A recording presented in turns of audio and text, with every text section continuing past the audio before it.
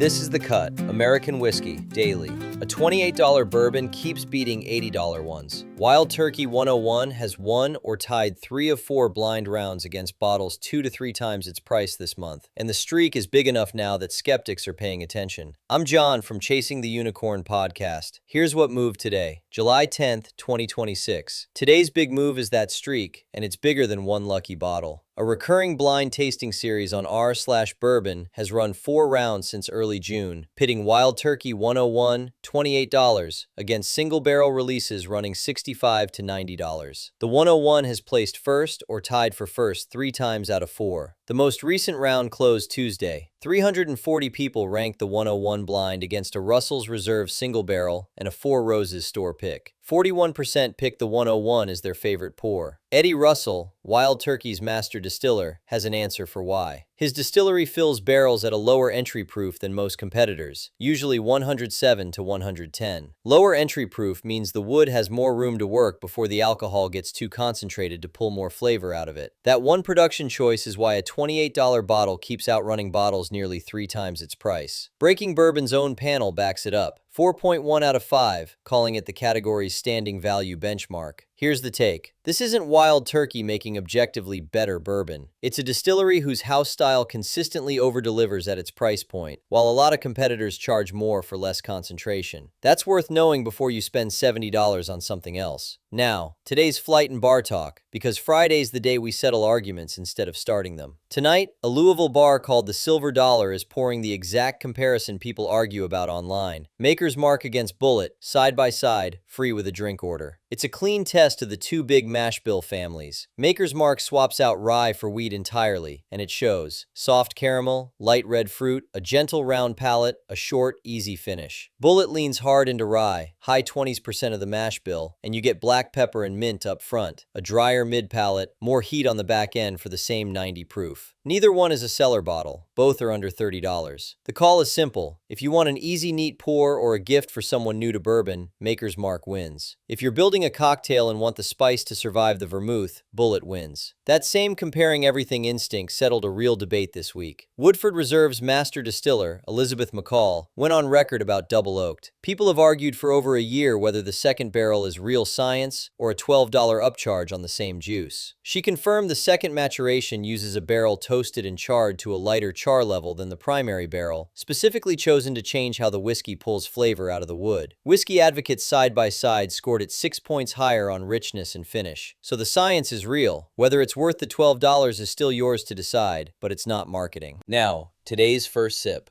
So here's what it is. Every major distillery has a house style, a fingerprint built out of mash bill, yeast, distillation proof, entry proof, and warehouse conditions. Wild Turkey's is one of the most recognizable in the category. Big, oily, rich, spicy.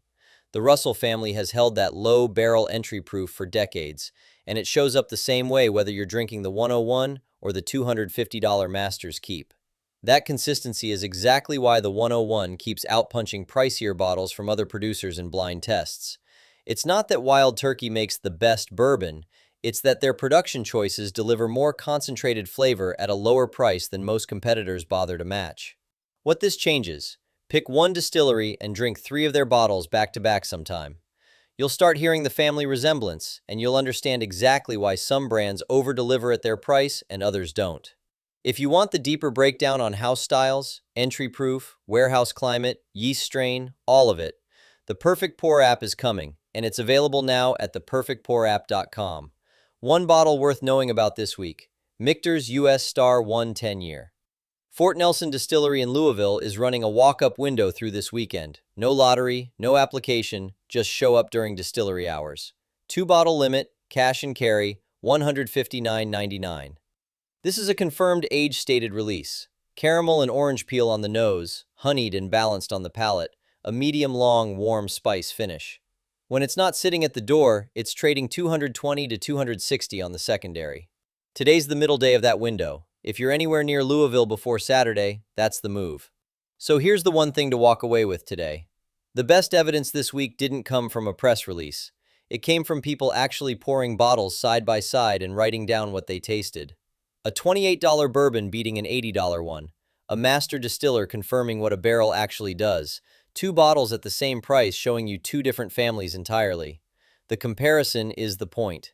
Do your own and trust what's in the glass over what's on the price tag. That's the cut. The full American whiskey industry brief is waiting at patreon.com/chasingtheunicorn podcast. I'm John Schuster. Thanks for joining me. Your unicorn is out there.